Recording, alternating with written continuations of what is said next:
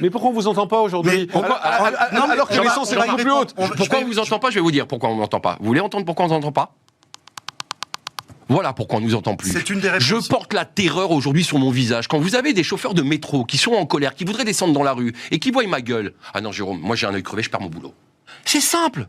Aujourd'hui, la répression a été telle qu'aujourd'hui, ils veulent encore mettre en place des lois que si on vient ouvrir des barrières de péage, on va se prendre 1000 € d'amende.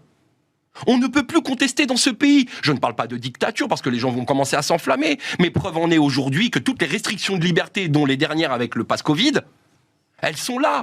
C'est tout simplement ça. On se fait éclater la tronche, les gens ont peur d'aller en manif. J'ai la queue, les gens font la queue, mais personne ne... Mais parce que les gens doivent nourrir leur famille à la fin du mois, Jean-Marc. Oui, il est compliqué. Vous voyez, vous avez ici 2 chefs d'entreprise qui se sont amusés pendant des mois dans la rue le samedi à défaut de s'occuper de leur société. Vous savez, cette bande d'assistés que nous sommes, vous avez 2 chefs d'entreprise en face de vous. Faut peut-être à un moment donné réaliser que c'est pas 2 pignoufs d'ouvriers comme on peut être considéré par les élites aujourd'hui.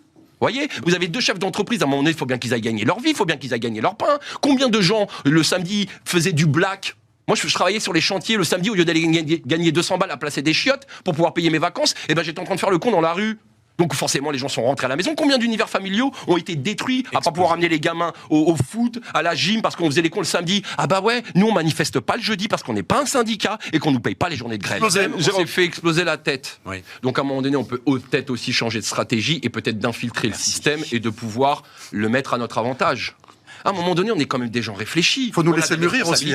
On a un travail. Vous savez, cette France silencieuse, mais elle n'était pas si silencieuse que ça. Elle est redevenue silencieuse. On l'entend plus, cette France. Pourquoi cette France silencieuse, on l'entend plus? C'est qu'elle est silencieuse parce qu'elle s'occupe de sa famille, elle s'occupe de son travail, elle s'occupe de ses responsabilités et qu'elle n'a pas le temps. Parce qu'il faut bien finir le mois aussi. Mais quand cette France silencieuse, à un moment donné, elle va se finir par en avoir marre d'être étouffée, elle va éclater autant. Sauf qu'aujourd'hui, qui c'est qui rentre sur le marché de la précarité? Ce sont des gens qui n'y ont jamais mis les pieds, par chance ou par malchance, d'accord? Nous, on nous a appelés les sans-dents. On a manqué de mordants peut-être.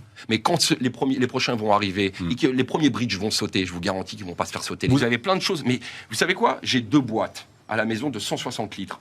Ce ne sont que les archives de Gilets jaunes, avec des projets de vie, de société, de consommation.